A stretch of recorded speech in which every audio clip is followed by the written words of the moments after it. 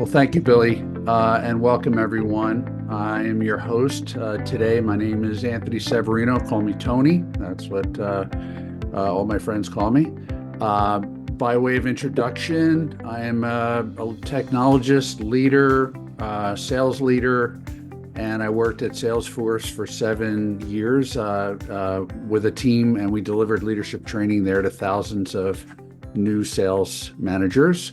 And that's where I met Billy. Actually, we met Billy before that, but we worked together at Salesforce. That's enough about me. I'd like to introduce Billy Martin, who's our featured person today. Billy is with a billion-dollar software company, Medidata, and runs leadership development there. So we're happy to have Billy here with us today to take us through today's Leader Labs. This is an example of ongoing Leader Labs that we do here at Flipped. So welcome, everybody, and welcome to the program. Yeah, Tony, thanks. It's fun to be here. Taking a short break from my daily activities, and but it is fun, and we do have a passion. And I've known Tony for I don't know, 20 years, maybe more. Maybe more, I think. Could be probably more. Yeah, but we've enjoyed working together in many different roles. But most recently, why you all are here, and I know many of you signed up to get access to the recording, so thank you for that. So hopefully you enjoy that as well. That, we have a passion for developing leaders. I see Matt's on the call that I just said hi to a moment ago. We are super passionate about not only developing current leaders, but future leaders as well. So depending on what your orientation to leadership is, hopefully you'll get something out of this. And I think the piece to mention here is that when we think of developing leaders, and Tony mentioned I go back to Salesforce. I was there for 10 years and had the luxury and honor of running a leadership development program at Salesforce. That I was hired at Medidata, and Medidata is, you might know Medidata from not about, I don't know, 8, 9 out of 10 drugs that are on the market go through Medidata's software platform to get through and get to market through R&D, clinical trials, commercialization, manufacturing, that type of stuff. So we're a part of a very big organization, Dassault System. And I just have I think any company that invests in leadership development is magical. Like, that investment is super critical to anyone's growth. Tim and I know many of you are on the call or listening on the recording, are friends or family of Tim's, which is great. And, we collaborated on this book, One Thing, a few years ago, and we're working on our next book. It's actually, will be our 6th or 7th book, 7th. And it all focuses around these 3 things you see at the bottom there. And Tony, it is interesting, right? Thinking back to our days at Salesforce, like, Salesforce had a lot of tools. In itself, Salesforce is a software tool, but that probably wasn't the problem we had there. I mean, from your perspective, what did you see at Salesforce? Yeah, so wow. So initially with leadership development, Salesforce, we were trying to solve a problem, and that was that we had a lot of people leaving the company at a time when the company needed people to grow. And the sales leaders were saying, hey, we have a problem. We train these great salespeople and they leave. We need help here. So we found that leadership training helped to develop better leaders, and better leaders were, and we're going to talk about this in a minute, more effective. And therefore, they were able to keep their teams, and we reduced attrition. That's just one of the problems we tried to solve at Salesforce. Billy, what about you? What's the problem that you have at Medidata that leadership development addresses? Yeah, it's an interesting point, right? So Medidata is a big company. In my particular life sciences piece of the world, we have about 150 leaders, and now some come and go, they move on, et cetera. But the challenge we have is really twofold. Obviously, we're a software company, so we're trying to drive performance at the individual contributor level. At the same time, we're trying to develop future leaders. So Matt's on the call. He's part of a program that we're running, but we've developed probably over the last 3 years, probably maybe 150 individual contributors that raise their hand and say, "Hey, I want to become a leader or I want to develop my leadership skills." And it's really that thing on the left you see mindset. Like there's tons of tools out there. There's a lot of skill trainings, but it's that leadership mindset. And it's about developing effectiveness in that role. So the challenge that you think of is I'd like to get your opinion. We have some folks on the call here. And think about what does that mean? What is leadership effectiveness? Now, I'm going to give it to you in 6 buckets, and I'd like for you to weigh in on this, okay? Yeah, weigh in So, on the chat, by the way. Let us know what you think of when you think of an effective leader. And are you an effective leader? Type that in the chat. What do you think effective leadership is? and I'm Uh, going to walk you through a couple things here. So let me take you, I'm going to share. Can you see, did it pop up yet? I don't know if it's working. Oh, present. Here we go. It should pop up on your screen. So I know some of you are driving. If you're driving, you can come off mute and say what you think. But how do they do this again, Anthony? Is it on the right or yeah, right? so this tool we're using Mentimeter. On the right, you're going to see a little join button, and that'll pop up a window where you can actually score. As Billy goes through these descriptions of effectiveness, you can assign a score, and we'll see what y'all think.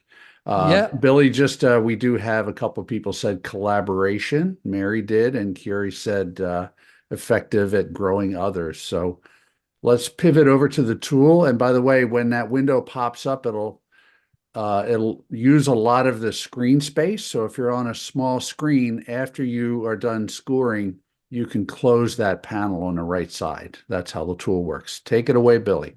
Oh, good stuff. Thanks, Ant. So think of the first one. There's 6 things here.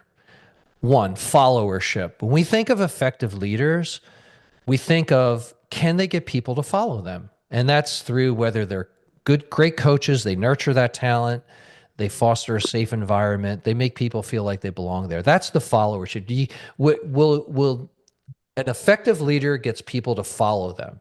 So that's one. So rate that one. How about inertia?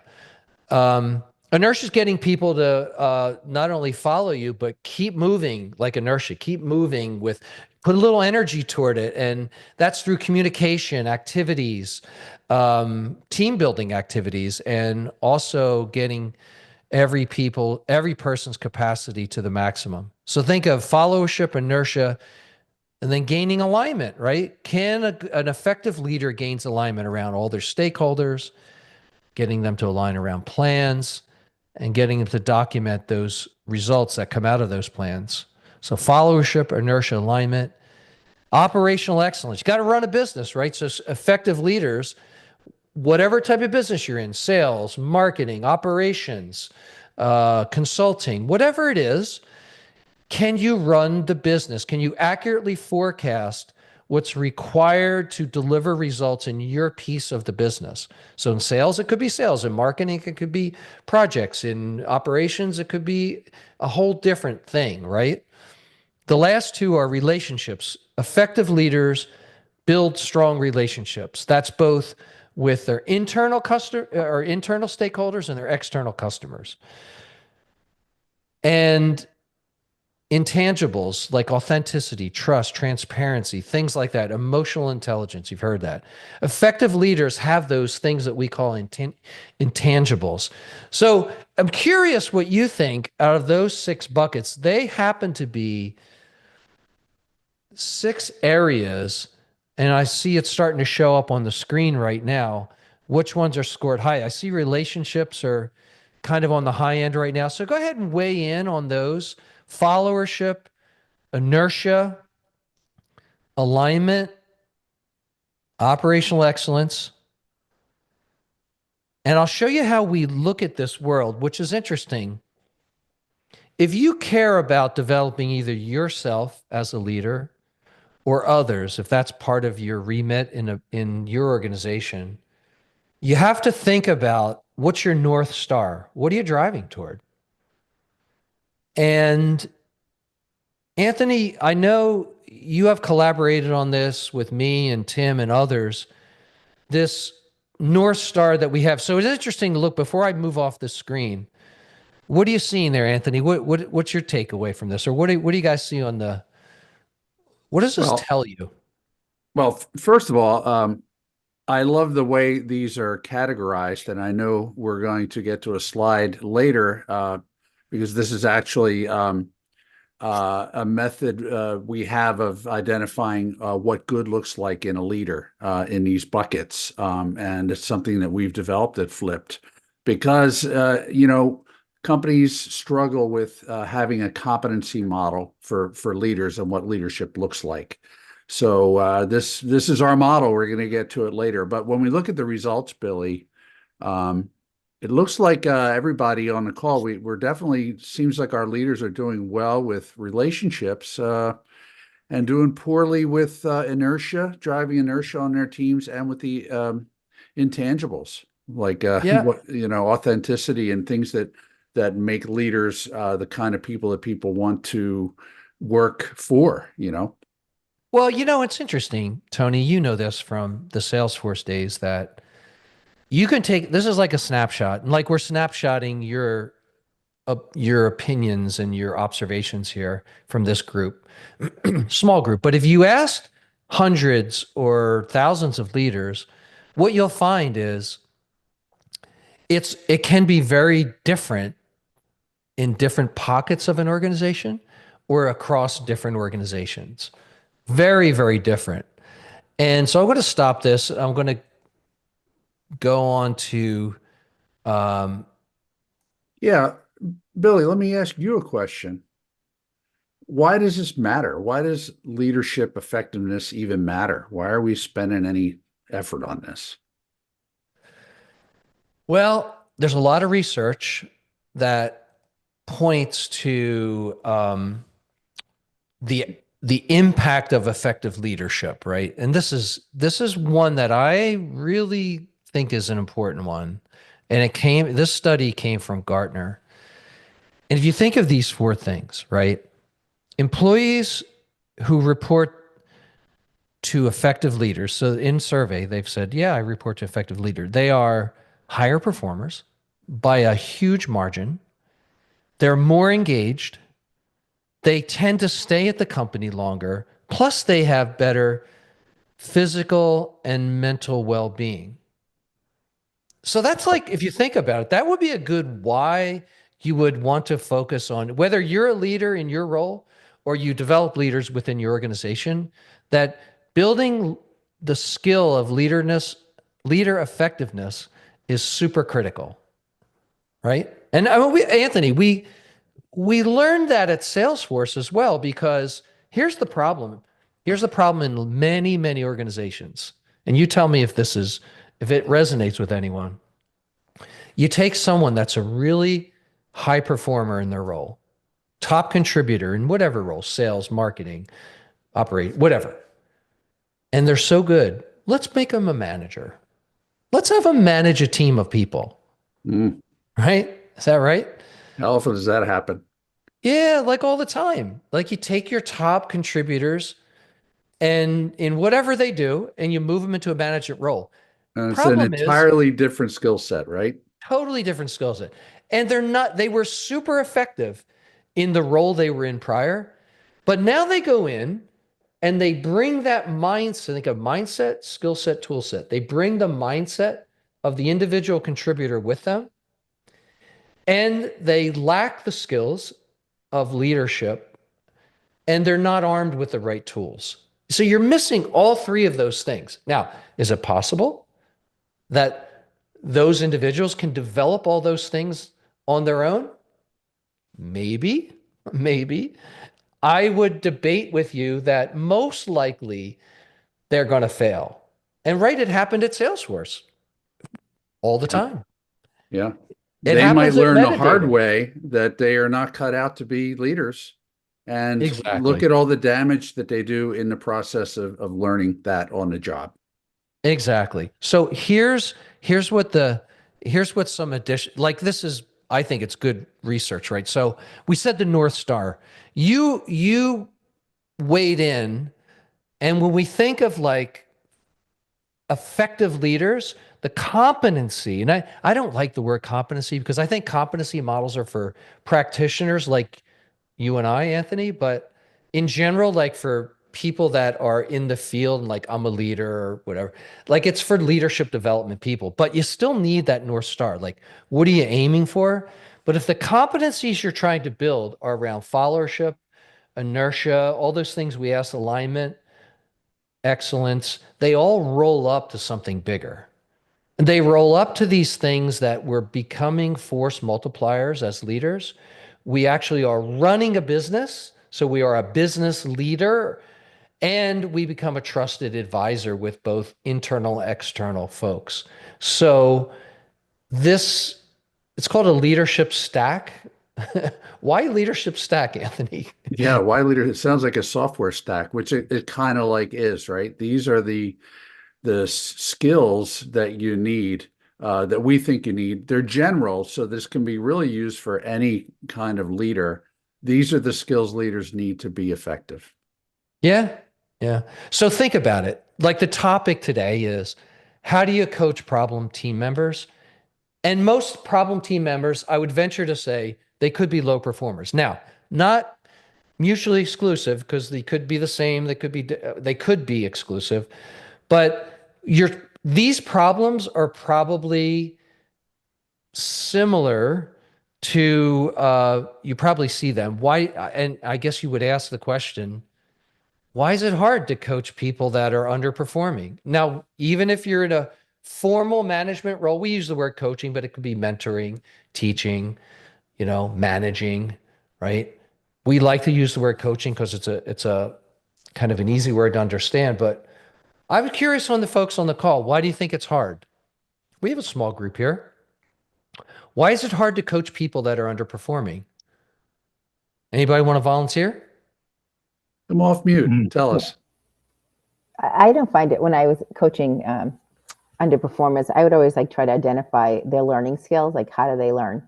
Is it a visual skill? Is like, or I found I had a larger team of 30 that we had, like, I would always look for the ABC, and who was my stronger performers median and the ones that needed help, and then I would take the ones that were unperforming and have the mentor, have the higher skilled ones mentor them, or I'd find their strengths and like really focus on that and to build their confidence, and then help them identify areas they needed to improve on. So that's how we would do it at Converse. Well, why is that hard to do, Lori? Why? Well, it takes time. You have to invest. You have to make sure that you yourself, and you don't put yourself first. And so you really help them, and you help them identify themselves. Like, you don't want to just call out their issues. Like, you would make them come to the point of where they're struggling. Yeah. I mean, I agree with you. Yeah. I mean, it takes time, and you have to invest in that. So that's all. I agree with you. Cordell, looks like you're off mute. Did you want to jump in? Can't tell. I don't know. Can you hear me? Yeah. Yeah, we hear you. Yeah. Yeah. I would say for underperformers, you may have to coach them into uh, upping their game, so to speak. A lot of times they may be underperformers because they may be in the wrong position, and you may have to maybe let them find their way a little bit, and in the process, you're coaching them and giving them confidence that they can do what the job that they're supposed to do. And what It's hard makes it hard for you? If you had to do that, why do you feel that might be hard to do? because it's hard to give someone confidence. You have to. It's a delicate balance between uh, being too critical and uh, and it's a fine line, man. You really have to, in order to bring them along, and not be overly critical. It's a fine line, but usually underperformers, if you just give them time and the right coaching, uh, th- you can bring them up. You can bring them up. Just I love that you said and the right coaching, Cordell, because we're gonna talk about that in the middle. Like how do we even know what the right coaching is? But Curie, you were gonna say something and you yeah, said lack of listening. So tell us more. yeah, and to both Lori and Cordell's point, you both mentioned taking time. Cordell, you added, finding their own way.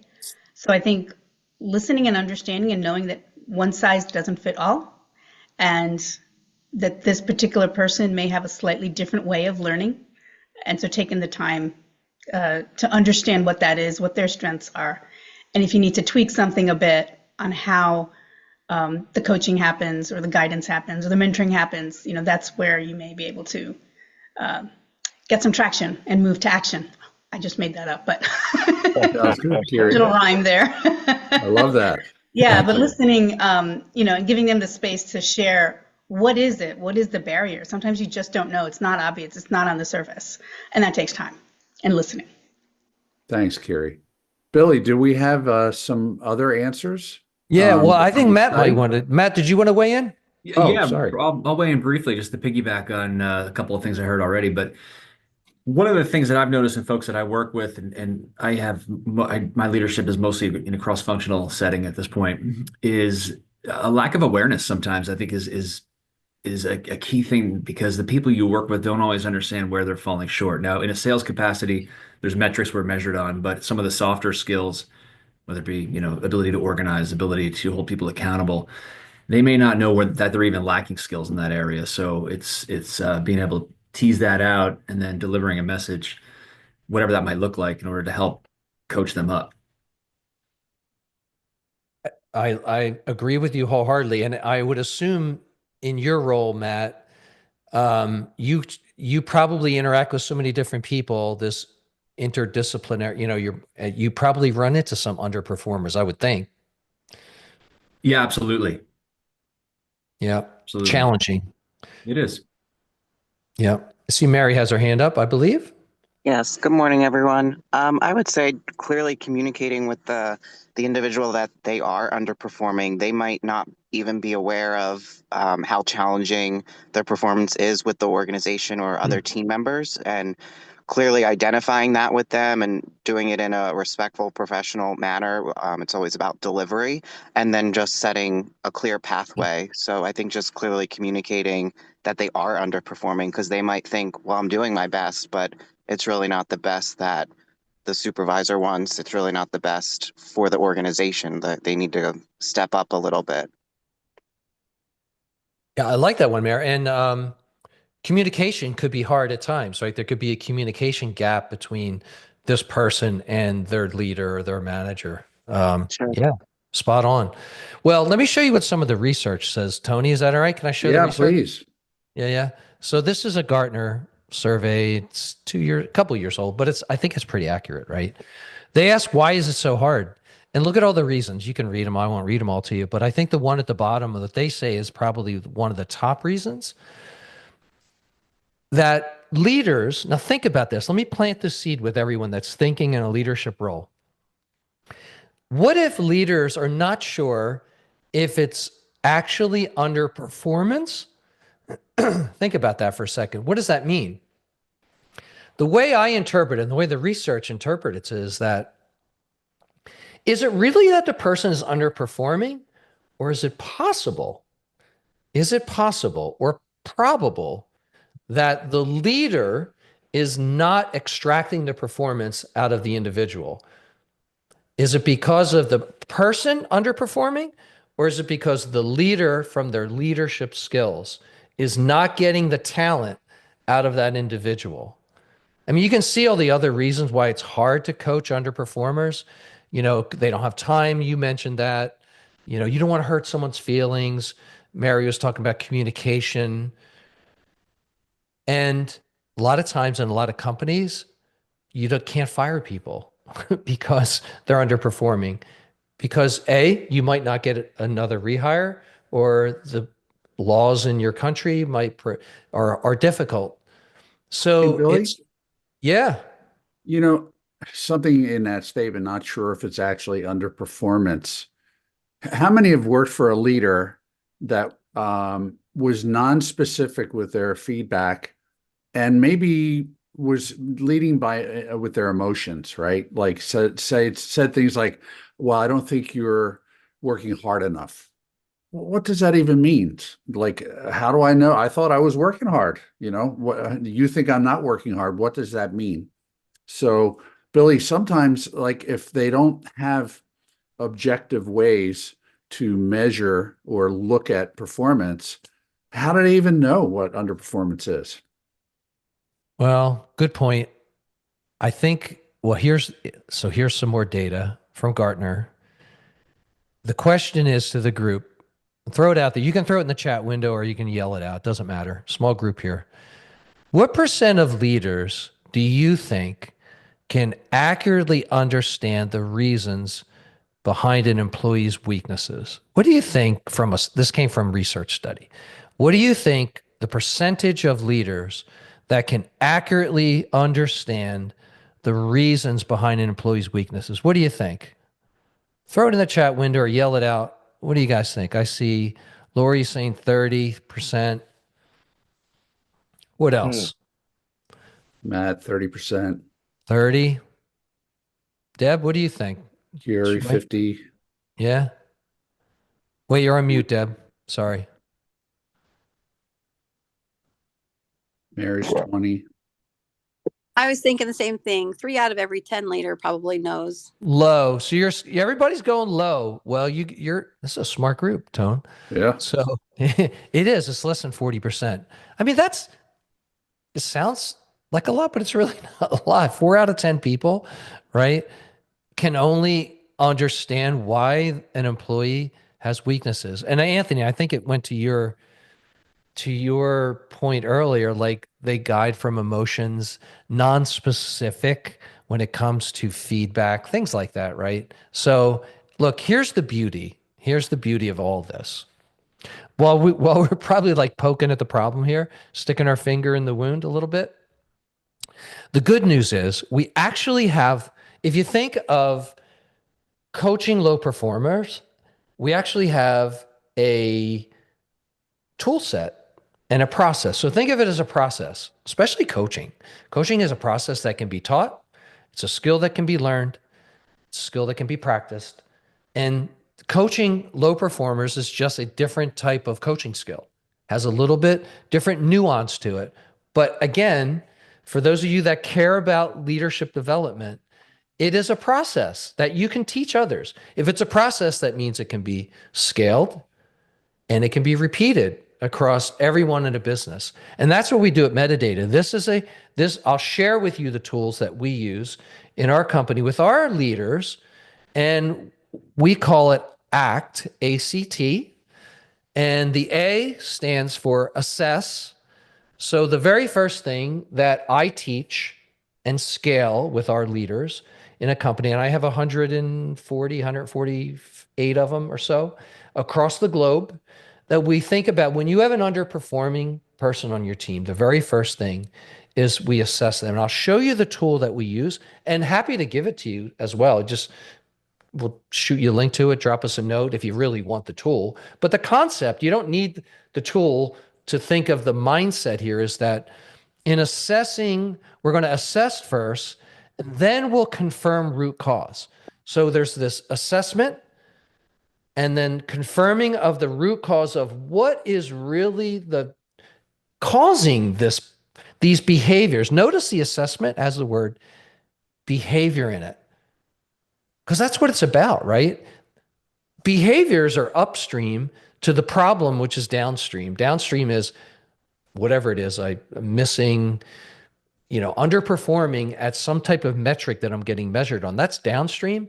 What's causing that is upstream. And as a leader, I need to assess and confirm that, because at that point in time, now I can treat. Treatment could be a coaching conversation, could be mentoring, could be teaching. There's a lot of different hats we wear as a leader.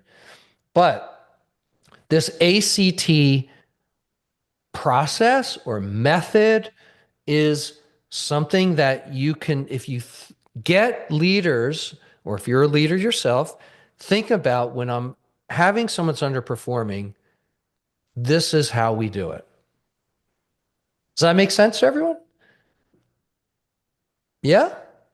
So now, what does that mean? There's a layer beneath all three of these things.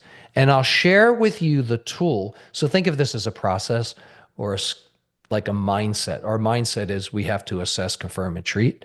But there's actually tools that sit beneath each one of those. And again, happy to share the ones we use at Medidata with you all. And they were developed by the Flip team, so they're all aligned with our Flip methodology for those of you that are tuned in with that. So let's talk about A first. So I'd like your help. Can I get their help, Tony, today? I hope so. I hope everybody's going to participate in this and think about, an underperformer you might have on your team right now that you need to work on. Yeah, right. I'll give you some examples, but you might have some better examples here, like someone on your team. Hopefully not yourself, right? We were teasing earlier, right? Hopefully it's not you.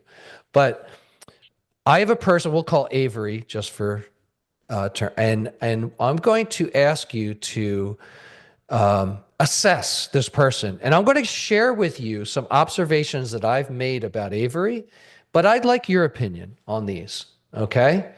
So, and look, this activity we're going to show you, we run this with our sales leaders at Medidata, and it's actually a very cool activity. Happy to share it with you after if it's something you want to try in your company or with your team members. But this is the activity we've run. So I'm going to drag this over here so you can all see it. And you see that on the screen? Is that coming up? I do. All right. So here's an activity. I'm just going to walk you through this real quick. So I'd like your opinion. Here's who Avery is, right? Avery's in sales. So just, you have to give Avery a role, but it could be someone that you know and you're on your team, but been with the company long enough to know. So a year and a half, was hired in as a solid high contributor, right? High performer in sales. But in the last 3 quarters, after the ramp up time in the company, after new hire, just literally hasn't hit any numbers, hasn't hit expected quota or met expectations yet as an employee. So, and it's very low, like not even getting close. It's not like 95%, 98%. It's like low. So now, here's what I've observed as Avery's manager, leader. And you tell me, what I'd love to hear is A, do any of these resonate with you where you would say, holy cow, that's the behavior I would focus on first. Like, I would like you to pick the behavior. I'm going to show you a bunch of stuff. I think Avery's a little not so good here. Okay. So here they are. Avery has issues with time management. Avery misses deadlines, doesn't update CRM, works on weekends and late nights, like weirdo times, very overwhelmed with tasks and responsibilities. These are behaviors that you've observed, things that you can actually document. I don't know about the one feels overwhelmed, because overwhelmed, I don't know if you can document that, but maybe. Prioritization. Avery has issues with prioritizing things, where do they spend the time, how to focus on tasks, tends to focus on things that are very right in front of Avery and not thinking of the big picture long term. Here's some others. So think of the one that maybe you would jump on first as her leader, his leader, whoever Avery is. We don't know who Avery, man or woman here, but communication. Mary said this earlier, right? Emails lack clarity, require follow-up explanations, limited proactive communication with the team members, very delayed in response. All things we can document, right? Things we can observe. And there's a bunch of them here. I'm not going to read all these to you, but I'll do the last two here. Time management or task management. I'm sorry, task management. Difficulty declining requests from others. Often involved in other projects that are not related to Avery's role. And attends meetings that don't contribute to sales goals, kind of like all sorts of things that have nothing to do with really driving performance. All things that are documented. It's on Avery's calendar. And there's a motivation thing here as well. Kind of looks like burned out, like physically. Like when you observe physically, Avery seems to be very burned out during meetings. Rarely participates in team calls, doesn't say anything, and lacks enthusiasm. Just you can see it. It's observable, and people comment on it. So out of all these things, and I'll shrink it down a hair here so you can see it. I'm curious which one you would jump on first as a leader of Avery. Tell me which one. I'd love to hear each person's one that you think is one that potentially could be something that is really impacting. And you might say, like, oh, you got to deal with them all. But what would be the big one? For me, it's time management. Tell us more, Laurie. Laurie, time management? Yes. Tell me more. Time management. Because someone's working late. I had the situation, a person was saying he was working late and working weekends. And I'm like, you're utilizing those late hours. It doesn't mean that you're working harder. You're not working smarter. Like, to me, it's like, there's better ways to work. You don't need to, just because you're working late doesn't mean like you're hitting your numbers. Obviously this person isn't. So, and then just with me with updating, missing CRM, again, that's correlating to communication skills, because other people use CRM tools to get information. If that's not updated, then the communication isn't there. And what else? So missing deadlines, like time management all goes to being able to prioritize, being able to communicate. I think it's all these other issues relate to time management. You feel overwhelmed because you don't know how to prioritize, or you don't know, you're not communicating, so you're not using your time correctly. And like even motivation, if you're hitting those, if you're being able to hit your deadlines and you become motivated, you're engaged, you want to tell me your successes. He's not having successes, so there's nothing to motivate himself, things like that. And he's getting burnt out because he's not using his time correctly, or her, whoever this person is. Yeah. So tell me what other, thank you, Laurie. Appreciate it. What other things would you jump on for Avery here? Are you asking me or other people? No, I've just added other Okay. folks on the call. Yeah. So No, my question, I just ahead. real fast. It seemed like from the scenario that Avery was doing great, hitting all the marks during training or during the onboarding or whatever. So something might have changed. My thing is I can say yes, time management. There's a lot of things to address, but I think the first thing would be just to figure out, hey, have your professional goals changed, or is there something going on in your personal life because you're distracted? You were just a week ago hitting all the marks when you were being mentored or coached or whatever when you had a trainer, but now that you're on your own, maybe something changed professionally or personally. So before we address all those things, I think when we talk about the root, that could be the root. Could be. It's a good one. Could be. Yeah, I was thinking along those same lines of his motivation. He seems to be distracted. It looks like he's willing to help other people, but he's not willing to help himself. And does he really like his job? I mean, he just seems to be distracted in what his immediate task is, but he's willing to go on the line for other people. I don't get his. Has he lost the motivation for his particular job? Good questions. Anybody else want to weigh in? Something that jumped off of here that you say, like, gosh, that's something we really need to focus on? This is Mary. I'll jump in. I would say, the top skills of a leader, you always hear empathy. And I think first trying to figure out that piece of the human factor and what motivates the individual. And then also just what are they dealing with when they walk out those doors? Yes, they're there to do a job, but sometimes they could be going through the hardest thing of their personal life, and that will absolutely become a distraction and is just hard to do both and perform well. So I think as a leader, recognizing what is a pain point and how do you work through it, to make sure that they're not suffering in all areas, personal and professionally. So I think that's the first step. And then that can trickle into the time management or the other weaknesses. It could be first starting what's going on outside of the business doors. Mm-hmm. They're great ones, Mary. Thank you. I'm going to move as you guys continue to weigh in. I'm going to move something else onto the screen now.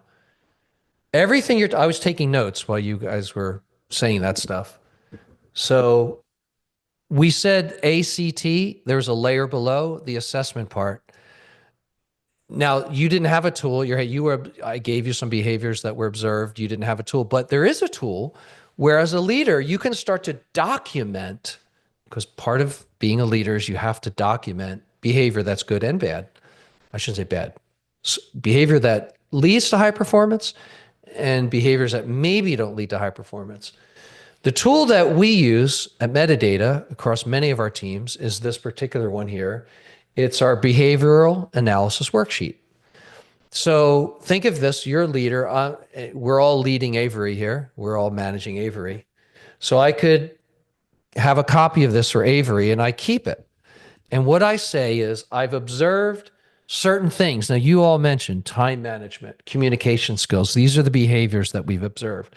What I would then do as a leader, I need to assess, remember with the ACT, the assess part, I need to assess what is the frequency of that behavior? Because remember, we have to measure it.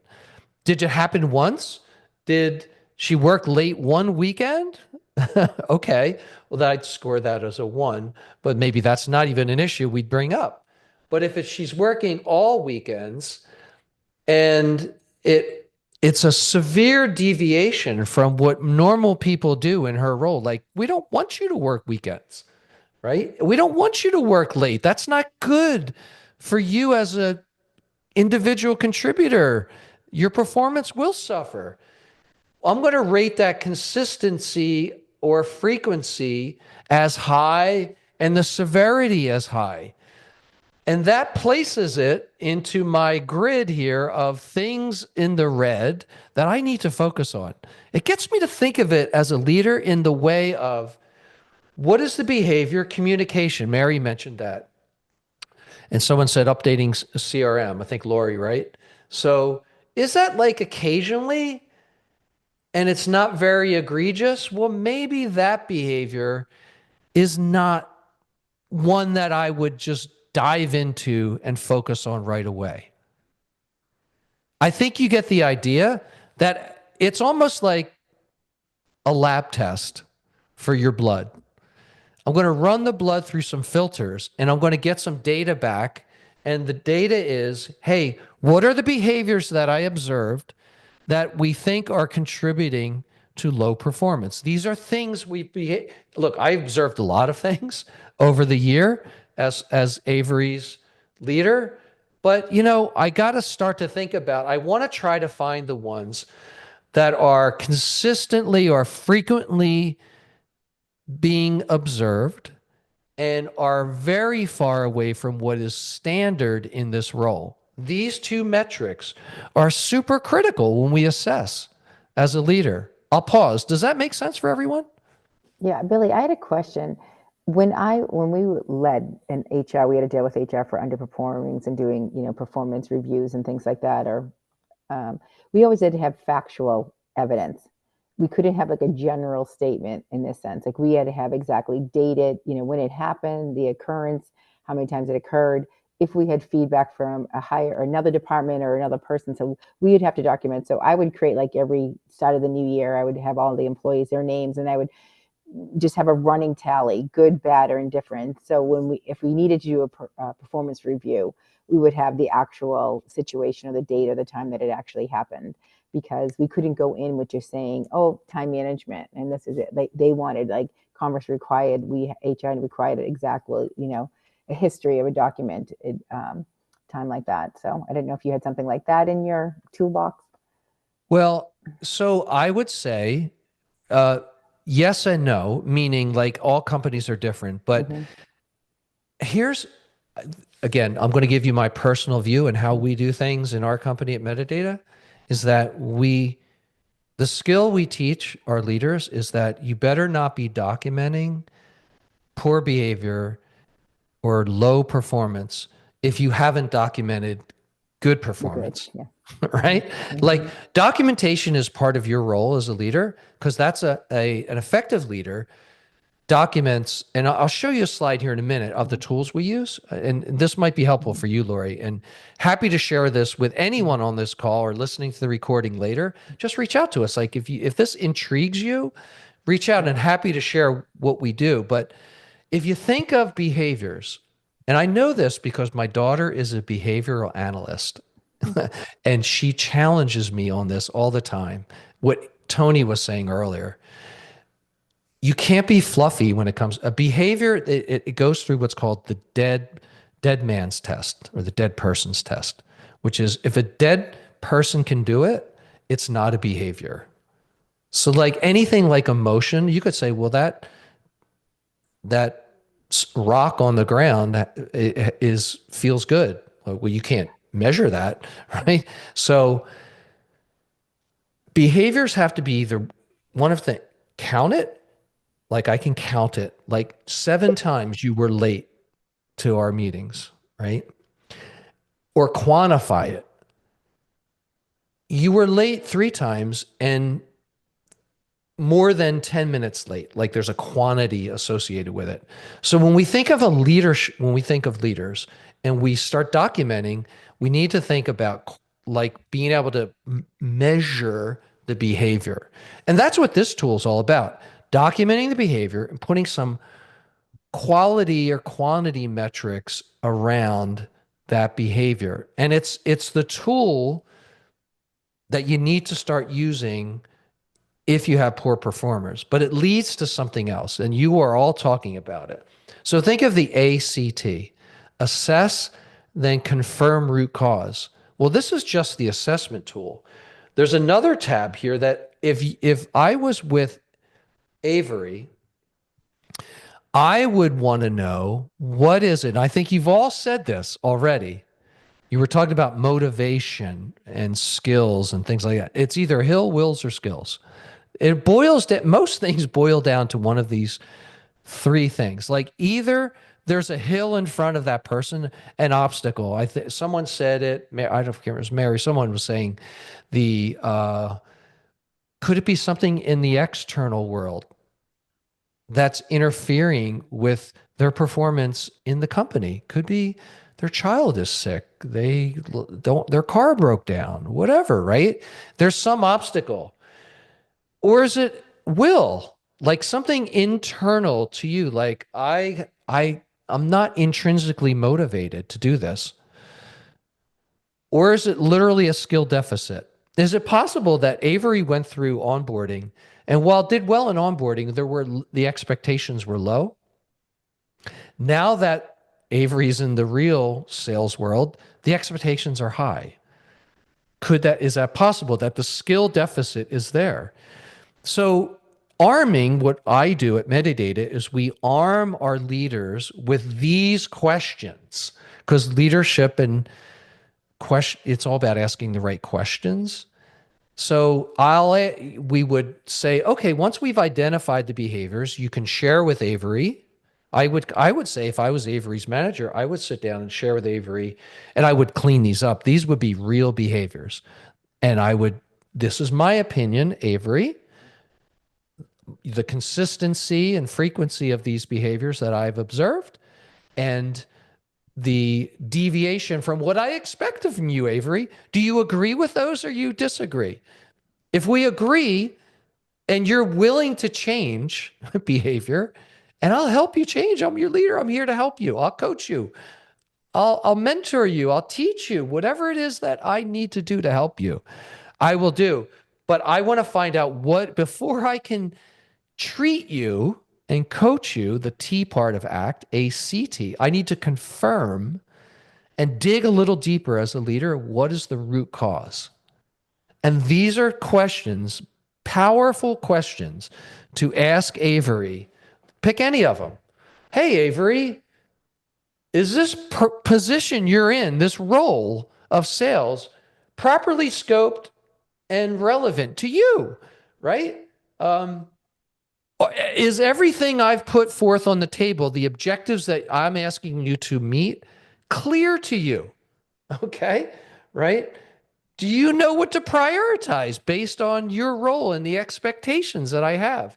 That all has to do with the hill. There are obstacles in the way. So I'm not going to read all these to you. You get it. And happy to share this tool with you if this is something you'd like to take into your world, right?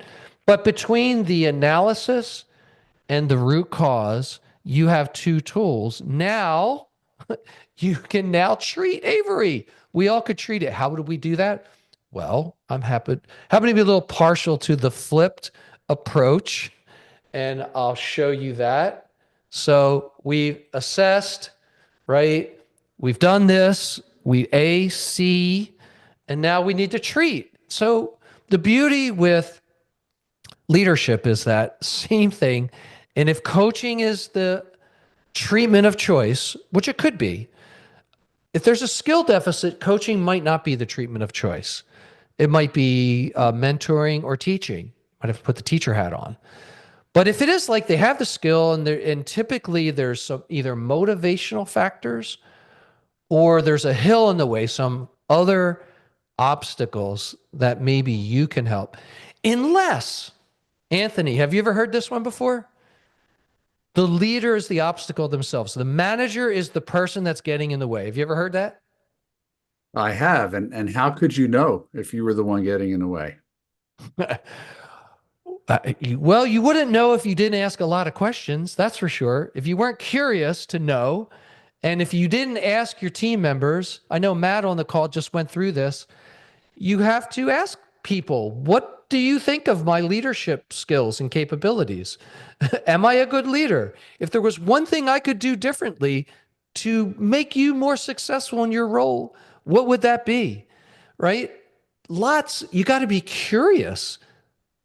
And if you're not curious in a leadership role, or if you're not teaching curiosity in your company to make leaders more curious, then they're going to do leaders have their own behaviors. They're going to do what they do. So what we try to teach and beyond the scope of today, but if Avery was my person and we nailed the behaviors, the frequency and severity, and got to the hill, will, and skill part, I did the assessment and confirming the root cause, I could treat Avery. I'd probably say, Avery, are you open to my coaching? Do you want to get better? And if Avery said, sign me up, Mr. Martin, I'm in. I want to be successful here. I don't want to leave. I kind of like working for you, and I kind of feel like I'm struggling, and I don't know how to put my arms around it. That's a beautiful thing, because now I have a coaching conversation. We call it a progress conversation.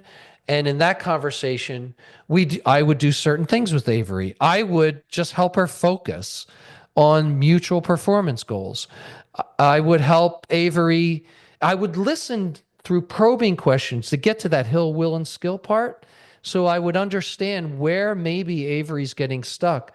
I'd help Avery come up with some ideas, but I would probably not be the one to plant my ideas on Avery. I would try to extract them from Avery the best that I could, because I want Avery to choose that path on their own so that Avery would prepare the plan, Avery would execute the plan. That's my job as the coach or the leader, right? And of course, the whole time, all those conversations I would be documenting, because hopefully they're good, then they should be good conversations. So that's the goal, this type of conversation. Now, there could be others. And if I go back, what if Avery was not super resistant to me as a person, as a leader or a coach or a mentor, as a teacher, like resistant to anything I said, well, I'm going to have a different conversation with Avery. We're going to calibrate. Before I can give any feedback or before I can use data, I'm going to have to calibrate. And that's a whole different conversation. And Tony, I think we're going to do one of those later in the year, right? On how to do a calibration conversation. Is that right? Yeah, I well, believe? that's a good point, Billy, because there probably are some people watching this recording or maybe attended today to get a little taste of what Flip does. And this is a flipped lab, leader lab. It's one little nugget to learn out of this entire lifetime journey we have to become great leaders. And the Flip program really starts with a workshop where we go into depth into the different kinds of coaching conversations and we practice how to do them and build those skills and get into that mindset. So this is just a little a piece. This is what we do monthly to keep leaders going with the tools that we already provided in the workshop. So Billy, all this stuff is available to our Flip customers in the workshop form, and then with these revisitors that we call Flip Labs. And yeah, so also, Billy, I want to give a couple of hints and a gift here when you get towards the end. Yeah, no, perfect. So, and you know what, I love these, like we're calling these leader labs.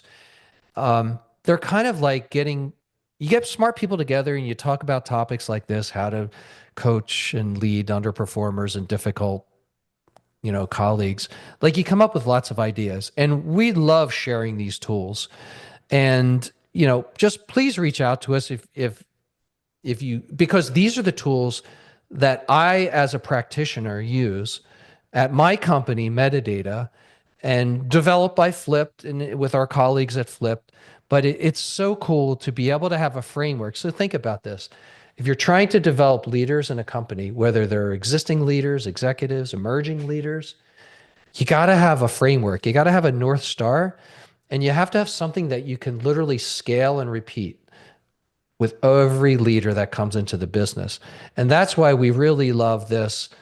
Sorry, it has to animate again for me to get past this, but going through this framework that we can teach these skills to leaders. And it brings us to the point of, it makes it easier. My job is easier when people can hang on to something, when you have that North Star that you could aim to.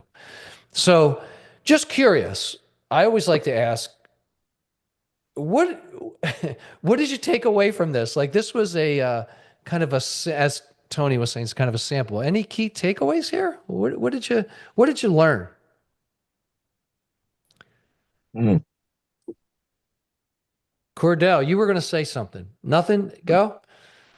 Well, what I learned from this is it's just very difficult to uh, really assess someone and change their character, so to speak, because people are who they are. We just have to manipulate them to attain the goals that we want them to attain. Uh, that's not easy. And this program, it tells you that. Well, thanks, Cordell. And you're right, Cordell. Changing behavior is super hard. Think about it. If you had kids, family, friends, you try to get them to change behavior. Sometimes that's really hard.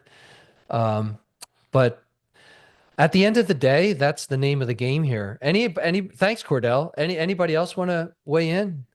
Any key nuggets here? I love the Hill, Will, and Skill, and what it brings up for me is Hill is kind of we do discovery in sales, right? Isn't that the very first step in understanding? Again, I'm going to get back to listening because that's my thing, but I really appreciate that framework because you just don't know what the answer is until you start listening and digging in, and we forget that that's what we do in sales, and you got to do it internally with your team. Spot on, Kiara. Yeah, thank you. Anybody else want to share?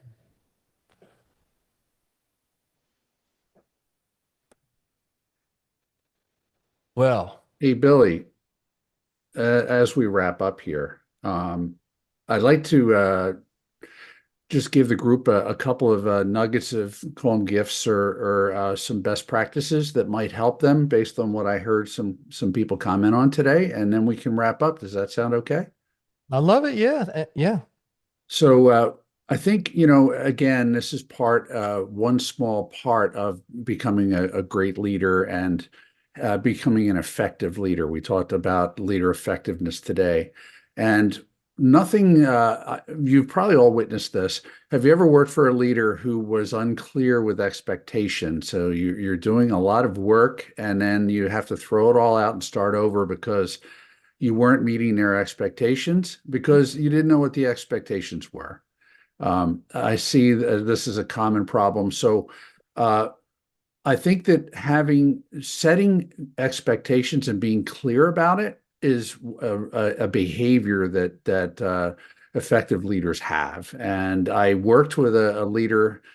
She was one of the top leaders at Salesforce, and something she did with her teams was she had an operating agreement for her team, and she published this document that said, "This is how I work, and this is what I expect from you." And it really kind of set the stage for expectations that you could move on from there. So you knew what she was expecting.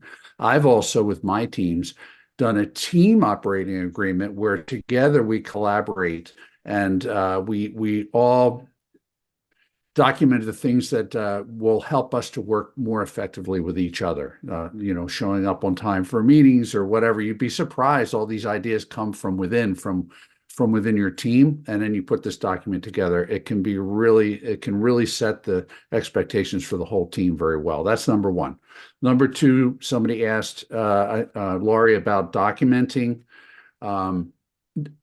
Leaders document. And I found a very effective way to do that in one-on-one meetings is to use a tool like a Google Sheet, a Google document, and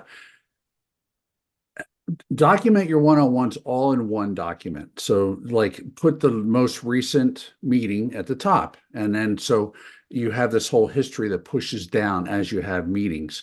I also have had leaders that at the very top, something that stays at the top of the meeting sheet has goals that you've decided together you're going to work on. So those goals are always front and center. And you use this document for every one-on-one.